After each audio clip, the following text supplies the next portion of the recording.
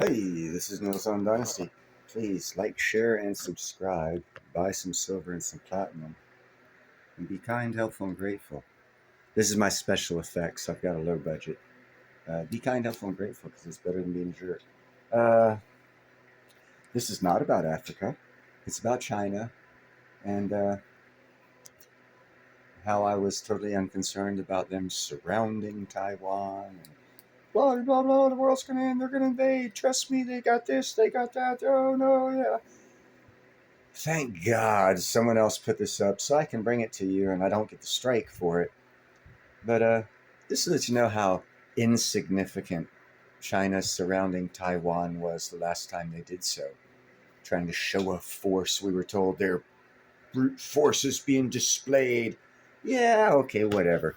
This is about 4 hours ago from China Observer. Destroyers missing, no landing vessels, aircraft locked, another botched China military exercise. What? But they're the greatest in the world. They're buying all the gold and silver. They're smart. Chinese encirclement drill around Taiwan was nothing but a bluff. Military spokesperson confidently said the exercise aimed to test joint seizure of power, joint strike, and area control capabilities. However, the drill turned into an empty fort strategy. The main forces went missing, destroyers were absent, landing ships were nowhere to be seen, and Air Force fighters operated independently. This sham exercise showed the lack of reliability of the Chinese PLA. According to Taiwan's Ministry of National Defense, out of the approximately 50 PLA aircrafts in the drill, one J-10 and one J-16 fighter were locked on by Taiwan's F-16V fighters. Critical components of the air combat system, like early warning and electronic warfare aircraft, were completely absent.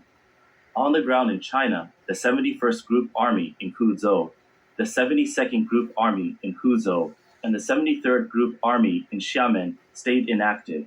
The PLA claimed to have deployed a Type 071 landing ship, but it seemed to be nominally participating, with no sight of the vessel.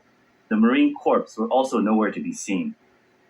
As for the Navy, 15 warships mainly from the Fujian and Guangdong provinces, such as Xiamen, Huzhou, and Wenzhou, cities participated. These warships were mostly Type 054A frigates and 056 frigates. The main 052C and 052D destroyers and hundreds of YJ-18 anti-ship missiles of the PLA Eastern Theater Command were notably absent. It seems they were playing dodgeball, considering they are prime targets for Taiwan's missiles in actual combat. Besides these strange events, the PLA's drill also had significant loopholes in the designation of exercise areas. Surprisingly, the 5 exercise zones around Taiwan did not have clear coordinates marked in the announcements. In past drills in the Yellow Sea and other areas, the PLA would precisely mark the coordinates of exercise zones and deploy enough ships to patrol surrounding waters. This prevented foreign vessels from straying into the area. The rocket force also refrained from launching missiles, fearing they might accidentally hit passing commercial ships, causing a disaster. The PLA's J-10 and J-16 fighters became live targets for Taiwan's F-16V fighters, constantly being locked on. The so-called national treasure J-20 fighters stayed hidden in hangars, safely away from the Taiwan independence proponents. Furthermore, the Eastern Theater Command's amphibious forces, including the Type 075 amphibious assault ship, which usually docks at Sanya Port in the Southern Theater Command, did not appear. Speculation suggests that insufficient mobilization time prevented timely arrival at the exercise area. The entire exercise was like a basketball game, with the main players absent, forcing the team to cobble together a makeshift lineup. The amphibious forces, tasked with critical roles like crossing the sea and establishing beachheads, were missing entirely.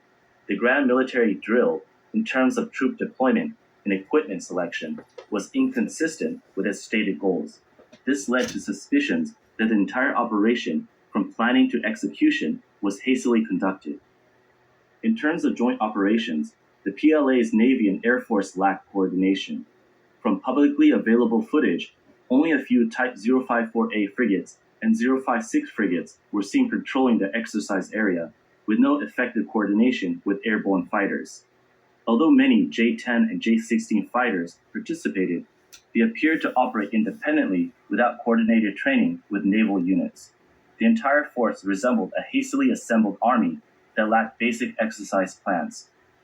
The recent PLA exercises around the Taiwan Strait aren't really about military training, they have political motives. The first one was in August 2022 when US House Speaker Nancy Pelosi visited Taiwan. The second was last year when Taiwanese President Tsai Ing-wen passed through the US and met with the House Speaker. The third was due to Vice President Lai Ching-te's US transit. Now, this is the fourth time. Despite the PLA claiming this exercise is to enhance joint operations and encircle Taiwan, there are no real tactical maneuvers. It's a way to show the Chinese people that Taiwan independence activists are being punished. From a military perspective, these drills are hastily prepared, lack specific targeting, and aren't very realistic. Yeah. Okay. I didn't want to feed you any more facts that I already knew. But everyone wanted to believe some other crazy stuff. And hey, that's cool, believe what you want. But if you want to come check out the facts, believable or not, check out my channel. I actually let you know what to worry about and what's bullshit. And China and their military is pretty much bullshit. And this just proves it. It validates other times when I've said that and everyone scoffed at me. I'm telling you, people, do not trust what you hear in the news. Do your own research or count on people like me who actually do the research before we bring you stories. Have a good day.